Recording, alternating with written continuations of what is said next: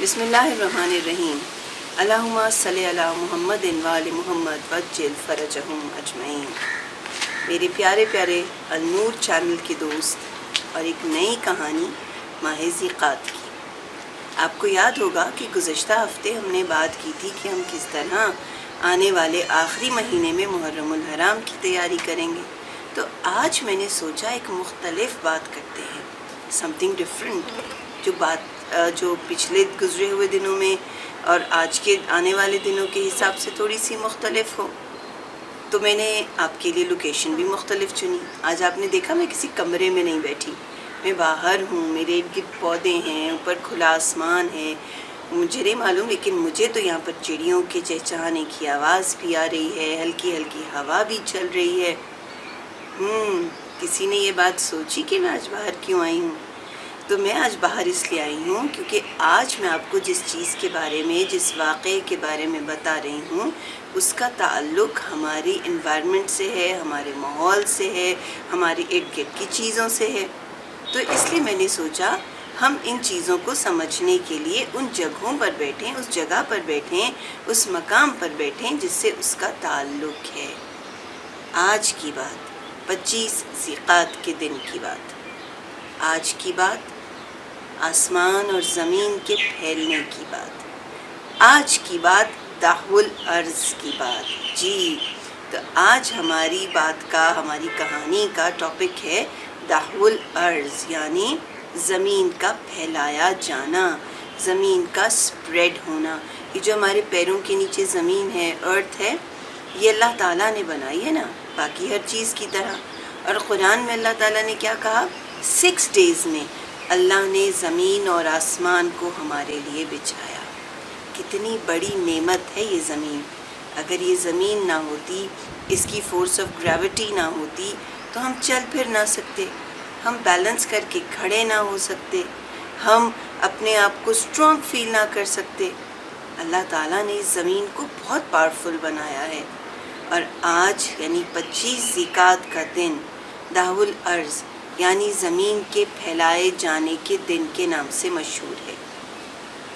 قرآن میں سورہ نازعات آخری سپارے کی دوسری سورہ ہے، اس کی 30 یعنی 30ویں آیت میں اللہ تعالیٰ نے اس واقعے کا ذکر کیا جسے دحو الارض کہتے ہیں۔ ویسے بھی اس دن کی اور بھی بہت ساری سگنیفیکنس ہے، یعنی حضرت موسیٰ علیہ السلام کی کشتی جو ہم نے ذکر کیا تھا نا، رمضان کے مہینے میں طوفان میں پھنس گئی تھی، اس کے بارے میں بھی کہا جاتا ہے کہ وہ آج کے دن رکی۔ آج ہی کے دن کے بارے میں کہا جاتا ہے کہ اللہ تعالیٰ کی طرف سے حضرت آدم علیہ السلام کے لیے رحمت کا پیغام آیا، مغفرت کا پیغام آیا، اور آج ہی کے دن اللہ نے زمین کو ظاہر کیا۔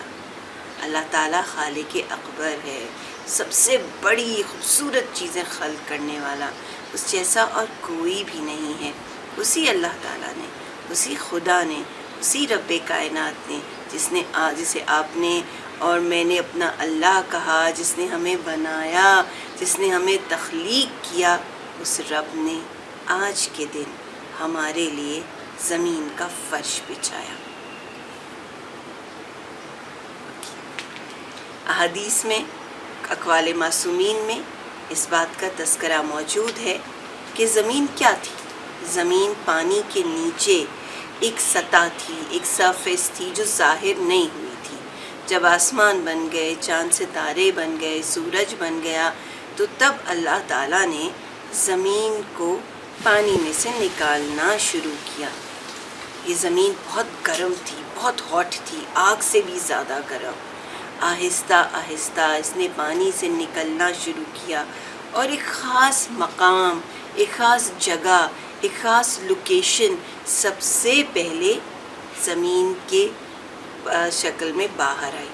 اور آپ جانتے ہیں وہ جگہ کون سی تھی؟ وہ جگہ، وہ مقام تھا جہاں پر آج خانہ کعبہ ہے۔ زمین مکہ، مکہ المکرمہ کی زمین، سعودی عرب کا وہ شہر جہاں کئی لوگ آنے والے ماہ ذی الحج میں حج کے لیے جایا کرتے ہیں، اس شہر مکہ کی زمین سب سے پہلے پانی میں سے نکلی۔ اور کون سا مقام نکلا؟ خانہ کعبہ، جس کی طرف آپ منہ کر کے نماز پڑھتے ہیں، اسے اللہ تعالیٰ نے آج کے دن ظاہر کیا۔ یہ تمام چیزیں ہمیں اللہ سے قریب بھی کرتی ہیں، اس کی نعمتوں کا احساس بھی دلاتی ہیں، اور سب سے بڑھ کر ہمیں ہماری ذمہ داریوں کی طرف بلاتی بھی ہیں۔ اللہ تعالیٰ نے سورہ رحمان میں جہاں اپنی بہت ساری نعمتوں کا ذکر کیا، وہاں ایک بہت حسین نعمت زمین اور آسمان کی بھی بتائی۔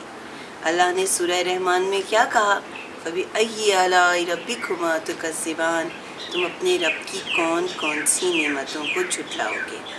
تو پیارے بچوں، زمین تو بن گئی، اب ہمارا بھی کچھ فرض ہے، اور وہ فرض یہ ہے کہ ہم اللہ کی اس نعمت کی حفاظت کریں۔ زمین اللہ کی وہ نعمت ہے جس کے سینے سے ہمیں کھانے کو اناج ملتا ہے، دریا ملتے ہیں، چشمے ملتے ہیں، بہترین منرلز ملتے ہیں۔ اور ہمارا کیا فرض ہے؟ ہم جس انوائرمنٹ میں، جس ماحول میں، جس ایکو سسٹم میں رہ رہے ہیں، ہم اس کی حفاظت کریں۔ کیسے کریں؟ پولوشن نہ پھیلائیں۔ کیا کریں؟ گرینری کو پروموٹ کریں، درخت لگائیں، اس زمین کو خوبصورت بنائیں، پودوں کو توڑیں نہیں، پودوں میں اضافہ کریں۔ جو پانی بہ رہا ہے، ہم جاتے ہیں نا جب سیر کرنے، گھومنے پھرنے، تو ہم کیا کرتے ہیں؟ ہم ان چشموں میں، دریاؤں میں گندگی پھینک دیتے ہیں۔ ہم خیال کریں کہ اللہ کی اس نعمت کو، جسے اللہ نے اتنا خوبصورت بنایا ہے، ہم بھی صاف ستھرا رکھیں، اور سب سے بڑھ کر اس زمین پر رہنے والوں کا خیال کریں، ان کا احساس کریں، ان سے محبت کریں، چاہے وہ پودا ہو، چاہے وہ جانور ہو، چاہے وہ ہمارے جیسا انسان ہو۔ دعوت الارض کے دن کا سب سے اہم پیغام یہ ہے کہ جن کے ساتھ ہم یہ زمین شیئر کر رہے ہیں، ان کا خیال رکھیے، ان سے محبت کیجیے، اور یہی طریقہ ہے اپنے رب کی نعمتوں کے شکر ادا کرنے کا۔ پروردگار عالم آپ سب کو طویل عمر عطا کرے، اور آپ کے لیے اس دنیا میں اپنے رزق میں سے بہترین اور حلال رزق جاری رکھے۔